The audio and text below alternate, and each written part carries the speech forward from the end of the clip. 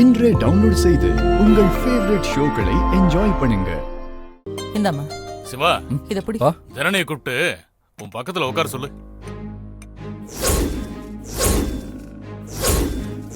டேய், உங்ககிட்ட தானே சொல்றேன். மருமகளை கூப்பிட்டு பக்கத்துல உட்கார சொல்லு. சரிப்பா. ஜனனி, ஜனனி,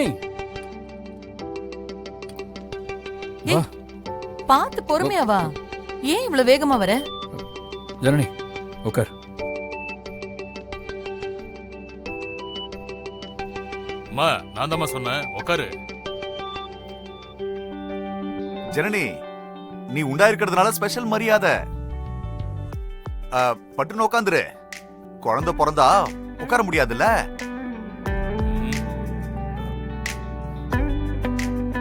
அம்மாடி, பாதாம் பருப்பு ஊற வச்சிருக்கேன். நான் பால்ல கலந்து தரேன். சாப்பிட்டு முடிச்சதும் மறக்காம குடிச்சிடணும், சரியா?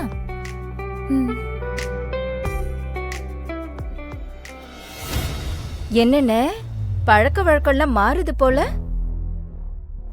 மருமகளுக்காக மாத்திட்டீங்க. எந்த பழக்க வழக்கமும் மாறல பத்மா. என்ன மாமா, நீங்க சாப்பிட்டதுக்கு அப்புறம் தானே நாங்க எல்லாருமே சாப்பிடுவோம். ஜனனிய மட்டும் ரொம்ப ஸ்பெஷலா கவனிக்கிறீங்களே, அததான் அம்மா சொல்றாங்க இல்லம்மா? கவனிக்கதான் செய்வாங்க. வாரிசு பெத்து கொடுக்க போறாள்ல. ஹே அமராவதி, என்ன பேச்சு பேசுற நீ? வாய்க்கு வந்ததெல்லாம் பேசாத. விசாலம், அமராவதி, இந்த வீட்டுல ஆம்பளைங்க பொம்பளைங்கன்னு எந்த பேதமும் இல்ல. ஆம்பளைங்க சாப்பிட்ட பிறகுதான் பொம்பளைங்க சாப்பிடணும்னு நான் ஒரு காலமும் சொன்னதில்ல.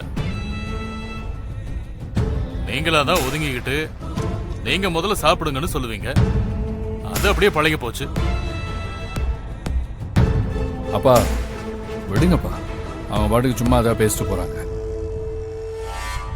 அக்கா, தயவு செஞ்சு இப்படி தப்பு தப்பா பேசிட்டு இருக்காத. இப்படிதான் ஏதாவது பேசிட்டு இருப்பாளுங்க. நீ வேலையை பாரு.